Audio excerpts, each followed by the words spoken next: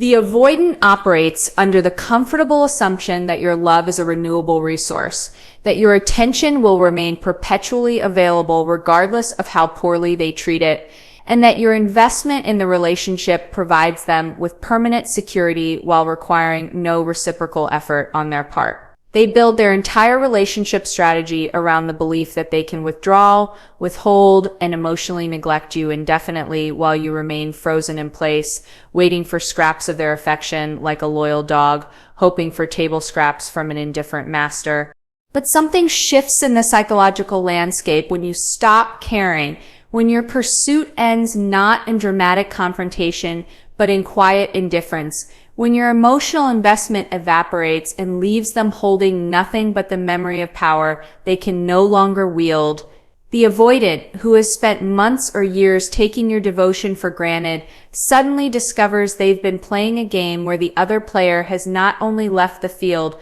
but found a better game entirely.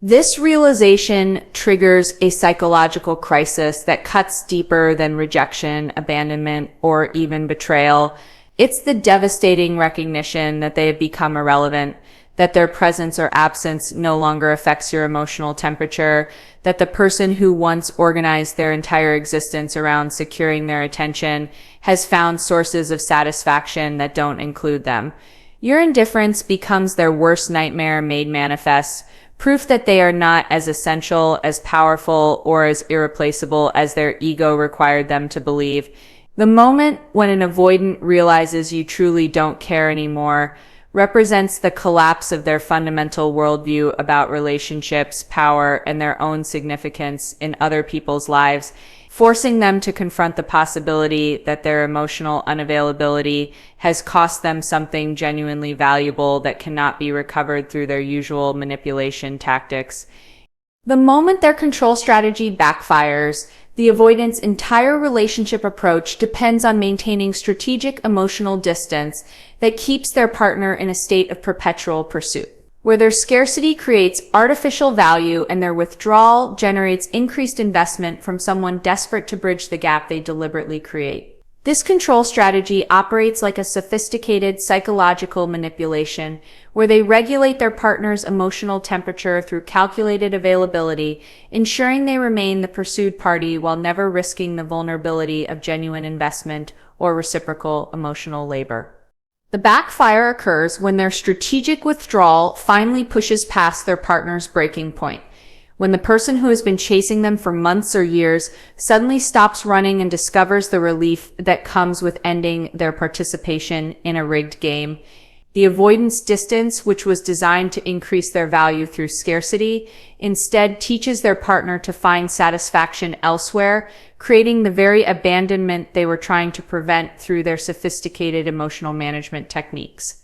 Understanding this backfire means recognizing that the avoidance control strategy contains the seeds of its own destruction, as the emotional distance designed to maintain power eventually creates enough space for their partner to realize they deserve better treatment and can find happiness that doesn't depend on someone who treats love like a limited resource to be rationed rather than a gift to be shared freely between willing participants.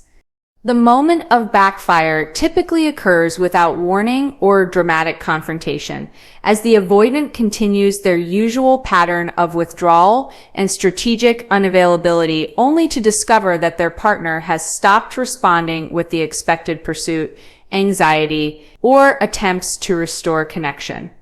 The silence that greets their manipulation tactics feels different, not angry or hurt, but genuinely indifferent to their emotional games and power plays.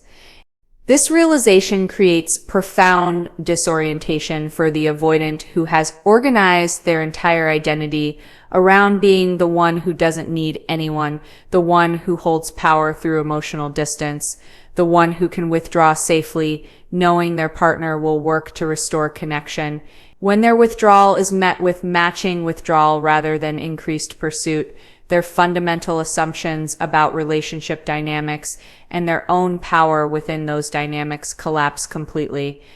The backfire becomes most devastating when the avoidant recognizes that their control strategy has trained their partner to expect disappointment, to find satisfaction through self-sufficiency, and to stop investing emotional energy in someone who treats their care as a burdensome obligation rather than a precious gift. They discover they've created exactly the kind of person they claim to want, independent and unneedy, but only after that person has redirected their independence away from the relationship entirely.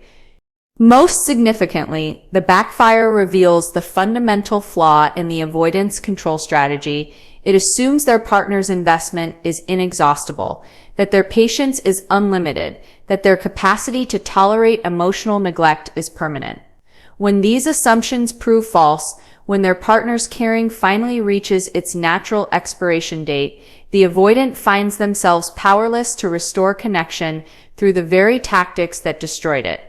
The control strategy backfire also eliminates the avoidant's ability to maintain their comfortable role as the emotionally superior party who graciously tolerates their partner's needy attachment. When their partner stops being needy, stops trying to earn their attention, the avoidant loses their primary source of ego validation and relationship power, discovering they've become ordinary rather than special, replaceable rather than essential.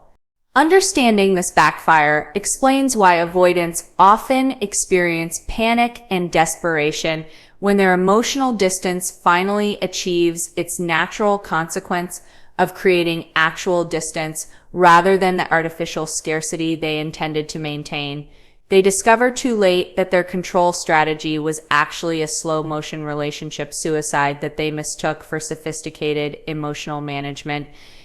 The tragic irony lies in how the avoidants' attempt to control their partner through strategic unavailability eventually creates the very outcome they most feared: genuine loss of someone who once loved them, but learned to live without them through the emotional independence their control strategy inadvertently taught them to develop.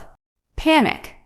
When the chaser becomes the walker, the psychological terror that grips the avoidant when their pursuer transforms into someone walking away represents a complete reversal of their fundamental assumptions about relationship power dynamics and their own irresistible value in other people's lives. This role reversal triggers existential panic because it forces them to confront the possibility that they are not as essential, as fascinating, or as worth fighting for as their ego has required them to believe throughout their adult relationship history. The panic emerges from the avoidant's sudden recognition that they have been operating under false assumptions about their partner's emotional resilience and investment capacity. Believing that someone who loved them deeply would continue that pursuit indefinitely, regardless of how little encouragement or reciprocity they provided. When the chaser stops chasing, the avoidant discovers they've lost not just a relationship, but their primary source of validation about their own desirability and power over others. Understanding this panic means recognizing that the avoidant has never learned to pursue, has never developed the emotional skills necessary to win someone back, has never had to work for love that was freely given until they destroyed it through emotional neglect and strategic unavailability. They find themselves in completely unfamiliar territory where they must provide effort, vulnerability, and genuine investment to restore connection with someone who no longer requires their attention for happiness. The transformation from chaser to walker represents the avoidant's worst nightmare because it eliminates their comfortable position of being desired without having to desire in return, of being pursued without having to pursue, of receiving emotional investment without providing reciprocal care. When their partner stops playing the role of emotional supplicant, the avoidant must either learn new relationship skills or accept the loss of someone they took for granted. This panic often manifests as desperate attempts to restore the familiar dynamic where they hold power through scarcity while their partner provides effort through pursuit. But these attempts typically fail because someone who has learned to walk away has already processed the disappointment and found peace with the relationship's limitations. The avoidant sudden interest often feels too little too late to someone who has already grieved the loss and moved forward. The role reversal panic also includes the terrifying recognition that their partner's indifference might be permanent rather than temporary manipulation designed to provoke their attention. When someone genuinely stops caring rather than strategically withdrawing to create artificial scarcity, the avoidant faces the possibility that no amount of effort can restore what they've destroyed through months or years of emotional unavailability and defensive relationship patterns. Most devastatingly, the panic reveals the avoidant's hidden dependency on their partner's pursuit, exposing how much their self-worth depended on being wanted by someone whose care they consistently minimized and devalued. When that pursuit ends, they discover an emotional void that their independence was supposed to protect them from ever experiencing, forcing them to confront their own attachment needs at the worst possible moment. The panic becomes most acute when the avoidant realizes their usual tactics for managing relationships, withdrawal, emotional distance, strategic unavailability, are not only ineffective, but actually counterproductive when dealing with someone who has learned to find satisfaction elsewhere. They must learn entirely new emotional skills at precisely the moment when their attachment wounds make vulnerability feel most dangerous and terrifying. Understanding this panic explains why avoidants often become most emotionally available and expressive just as their relationships are ending. When their defensive strategies have finally succeeded in pushing away someone whose love could have healed their attachment wounds, if they had been capable of receiving it when it was freely offered rather than desperately trying to restore it after it's been withdrawn. The transformation from chaser to walker ultimately forces the avoidant to confront their fundamental relationship cowardice, their emotional immaturity, and their profound need for the very intimacy they've spent their adult life avoiding through sophisticated defense mechanisms that protected them from vulnerability, while ensuring they would never experience genuine love or lasting satisfaction.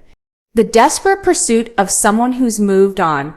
the avoidant's transformation into a pursuer, represents a complete psychological reversal that triggers every attachment wound they've spent their adult life avoiding, forcing them to experience the vulnerability, desperation, and emotional exposure they've witnessed in others with a mixture of contempt and terror. When they find themselves chasing someone who no longer responds to their attention, they discover the excruciating powerlessness of needing someone who doesn't need them back, of wanting connection with someone who has found peace in disconnection. This desperate pursuit manifests through behaviors they've always scorned in others: excessive texting, emotional declarations, promises of change, and attempts to negotiate their way back into someone's heart through logic, manipulation, or raw emotional appeal. The avoidant, who once prided themselves on never begging, never chasing, never appearing desperate, suddenly finds themselves embodying every relationship behavior they've criticized as weak, needy, or pathetically dependent on another person's validation. Understanding this pursuit reveals the profound irony that the avoidant only learns to fight for love after they've destroyed it, only develops appreciation for someone's value after losing access to it, only discovers their capacity for emotional effort when that effort can no longer achieve its intended goal. They become everything they once despised in their partners at precisely the moment when such transformation serves no purpose except their own psychological torment. The desperation intensifies when they realize their usual tools of manipulation and control have no effect on someone who has genuinely moved beyond caring about their approval, attention, or presence. Their strategic emotional distance, which once generated pursuit, now generates indifference. Their calculated unavailability, which once created artificial scarcity, now creates actual absence that their former partner has learned to fill with sources of satisfaction that don't include them. This pursuit often includes attempts to recreate the emotional intensity that characterized the relationship's beginning, as the avoidant tries to remind their former partner of their connection's peak moments while conveniently ignoring the months or years of emotional neglect that followed. They become archaeologists of their own relationship, excavating evidence of love they systematically buried through their defensive patterns and emotional unavailability. The desperate pursuit also reveals the avoidant's complete lack of emotional skills for winning someone back, as they've never had to develop strategies for rebuilding connection they've damaged through their own choices. They approach the situation with the same emotional tools that created the problem: control, manipulation, strategic thinking, rather than the vulnerability, accountability, and genuine change that actual reconciliation would require. Most tragically, the pursuit often becomes increasingly aggressive and invasive as the avoidance panic escalates, transforming from romantic gestures into harassment that further validates their former partner's decision to maintain distance. Their inability to accept rejection with grace reveals the emotional immaturity that made sustaining the relationship impossible in the first place, confirming their former partner's wisdom in walking away. The pursuit becomes particularly desperate when the avoidant realizes their former partner has begun dating someone else, when their irrelevance becomes concrete rather than theoretical, when they must confront evidence that someone else can provide the emotional presence and availability they never offered. This competition triggers possessive instincts they never expressed during the relationship, revealing depths of attachment they concealed until it was too late to matter. Understanding this desperation explains why avoidant pursuit often feels manipulative rather than romantic to recipients who remember months or years of emotional distance and unavailability. The sudden intensity of their effort highlights the casual indifference they previously showed, making their desperate pursuit feel like emotional manipulation designed to restore their control rather than genuine recognition of what they lost. The desperate pursuit ultimately serves as the avoidant's education in emotional vulnerability, teaching them through direct experience the very feelings they inflicted on their partner through their emotional unavailability, creating a painful but necessary understanding of what it means to need someone who doesn't need you back. How they misinterpret your indifference as a game. The avoidance psychological framework cannot initially process genuine indifference as an authentic emotional state, instead interpreting your lack of interest as sophisticated manipulation designed to provoke their attention and restore the power dynamic that favored their emotional unavailability. Their wounded ego requires them to believe that your indifference represents strategic withdrawal rather than genuine disengagement, that your peace represents performance rather than authentic emotional resolution. This misinterpretation operates through the avoidant's projection of their own manipulative strategies onto your behavior, assuming that your newfound indifference serves the same purpose their emotional distance served, creating artificial scarcity to increase their perceived value and generate pursuit from someone who previously held the power position.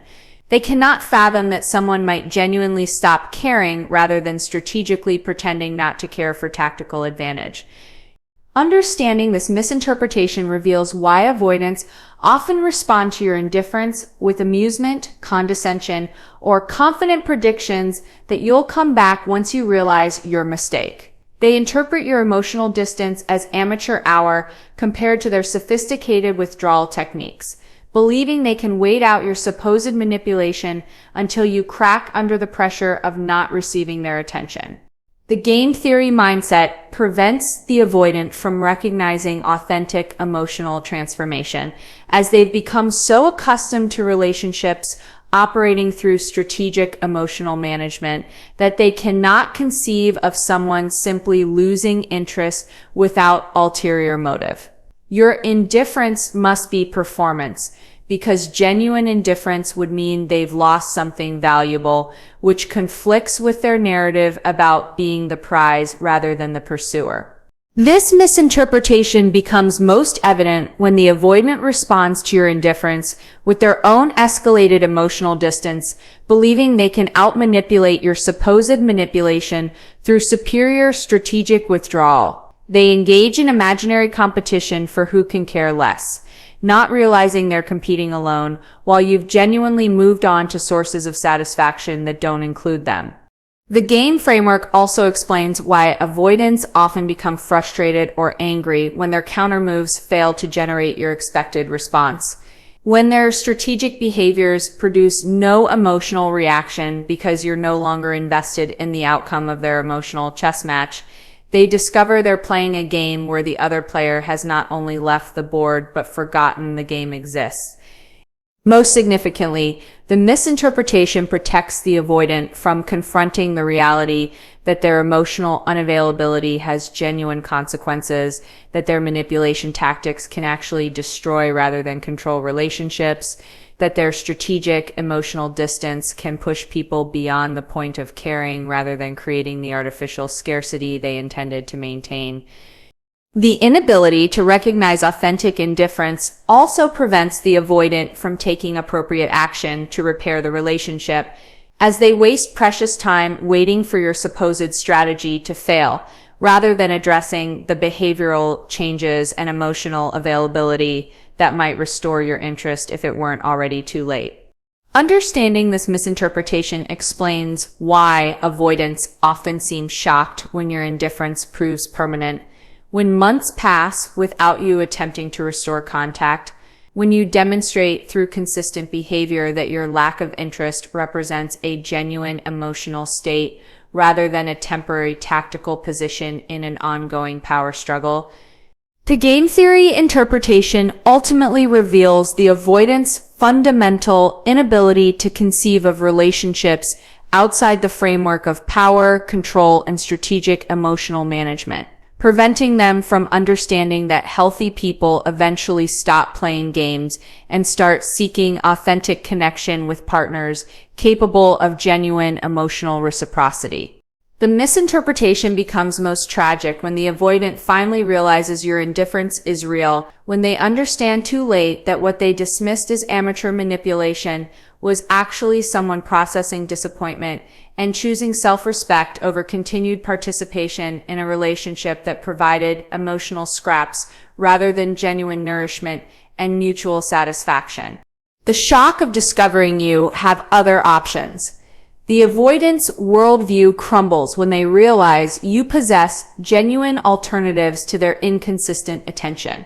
that your life contains sources of validation, companionship, and satisfaction that operate independently of their sporadic emotional availability. This discovery represents a fundamental threat to their psychological security system, which depends on maintaining the illusion that you need them more than they need you, that your happiness requires their participation, that your emotional well-being cannot survive without access to their carefully rationed affection and attention. The shock intensifies when they observe you thriving in their absence, when your social media reflects genuine joy rather than desperate attempts to make them jealous, when mutual friends report that you seem happier and more relaxed without the constant stress of managing their emotional unavailability and defensive patterns. The evidence that you can not only survive but flourish without them shatters their comfortable assumption that they represented the best option available to someone of your supposed emotional neediness. Understanding this shock means recognizing that the avoidant has unconsciously organized their entire relationship strategy around the premise that their partner lacks better alternatives, that their limited emotional investment represents a generous gift to someone who should be grateful for any attention rather than demanding the reciprocity and consistency that healthy relationships require. Your options eliminate their sense of superiority and special status. The discovery becomes most devastating when they realize other people find you attractive, interesting, and worthy of genuine emotional investment in ways they never demonstrated despite months or years of your devoted attention. When they see you receiving the consistent care, appreciation, and respect they withheld, they confront the reality that their treatment of you reflected their limitations rather than your value or worthiness of better treatment. This shock often triggers the avoidant's first genuine experience of jealousy and possessive anxiety, emotions they've typically avoided through emotional distance, but cannot suppress when confronting concrete evidence that someone else recognizes and appreciates what they took for granted. They discover that their casual indifference has made you available to people who understand your worth better than they ever did. The realization that you have options also forces the avoidant to confront their own replaceability, shattering their grandiose self-perception as uniquely valuable and irreplaceable in your life. When they see you connecting with people who provide emotional availability, consistency, and genuine interest in your well-being, they realize they offered nothing that cannot be found elsewhere in superior quality and greater abundance. Most significantly, discovering your options eliminates the avoidant's ability to maintain their comfortable position of emotional superiority, as they can no longer pretend that your attachment to them reflected their exceptional qualities rather than your capacity for love and loyalty that they systematically exploited and undervalued. Your alternatives prove that attachment to them was a choice rather than a necessity. The shock deepens when they recognize that your other options include people who are not only more emotionally available, but also more attractive, successful, or interesting than they are, forcing them to confront their own ordinariness and the delusional nature of their belief that you were lucky to have their attention rather than them being fortunate to receive your love. Understanding this discovery explains why avoidants often become most invested in relationships just as they're ending. When the prospect of their partner finding better treatment elsewhere forces them to confront what they're losing and their own role in creating that loss through emotional unavailability and systematic devaluation of what was freely offered. The option shock ultimately serves as harsh education in market dynamics, teaching the avoidant that emotional scarcity only creates value when the scarce resource is actually valuable, that withdrawal only generates pursuit when what's being withdrawn is worth pursuing, that their strategic unavailability has simply made room for people who understand that love shared freely multiplies rather than diminishes in value. Their attempt to reclaim what they never valued, the avoidance sudden campaign to reclaim your attention, represents a profound psychological reversal where they attempt to win back something they systematically devalued, pursuing someone they treated as disposable, fighting for a connection they consistently undermined through emotional distance and strategic unavailability. This reclamation effort emerges not from newfound appreciation of your worth, but from narcissistic injury at losing control over someone they assumed would remain perpetually available despite their negligent treatment. The attempt typically begins with casual overtures designed to test whether you'll respond to minimal effort, as the avoidant hopes to restore their position of power without acknowledging their role in destroying the relationship or making meaningful changes to their emotional availability. They expect to reclaim your attention through the same low investment strategies that maintained it previously, not understanding that someone who has truly moved on requires entirely different approaches. Understanding this reclamation reveals its fundamentally selfish nature, as the avoidant seeks to restore their sense of security and control rather than rebuild a relationship for mutual benefit and satisfaction. They want you back not because they've recognized your value, but because losing you threatens their self-image as someone who doesn't need anyone while simultaneously being needed by others who cannot easily replace them. The reclamation effort often includes revisionist history, where the avoidant attempts to minimize their emotional unavailability while maximizing any positive moments from the relationship, creating a narrative where their behavior was reasonable and your departure represents overreaction or inability to appreciate their unique form of love. They rewrite the past to justify their present panic about losing what they never properly valued.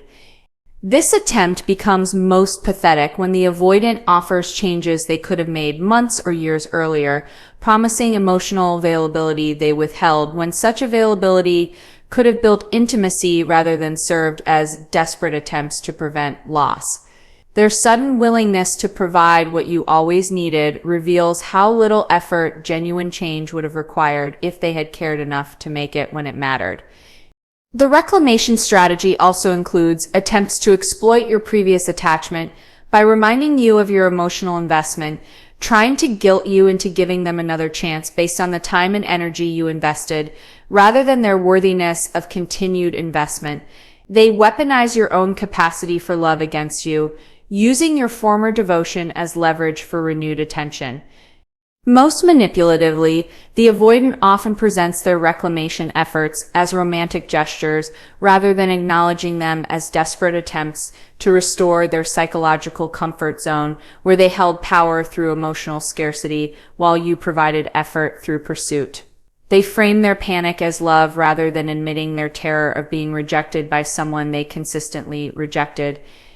The attempt to reclaim what they never valued becomes particularly aggressive when the avoidant realizes their initial overtures have failed, escalating from casual contact to intensive pursuit that reveals the emotional capacity they always possessed but withheld during the relationship. This escalation often feels manipulative rather than romantic because it demonstrates deliberate choice in their previous unavailability. Understanding this reclamation explains why it typically fails to achieve its intended goal, as someone who is genuinely moved on recognizes these efforts as crisis management rather than authentic change, as attempts to restore control rather than build genuine connection, as temporary panic rather than sustainable transformation of emotional availability and relationship priorities. The tragic irony lies in how the avoidance reclamation efforts often reveal their true capacity for emotional investment at precisely the moment when such investment can no longer repair the damage their emotional withholding created, proving they always could have provided what you needed, but chose not to until losing you threatened their sense of power and control, rather than your mutual happiness and satisfaction.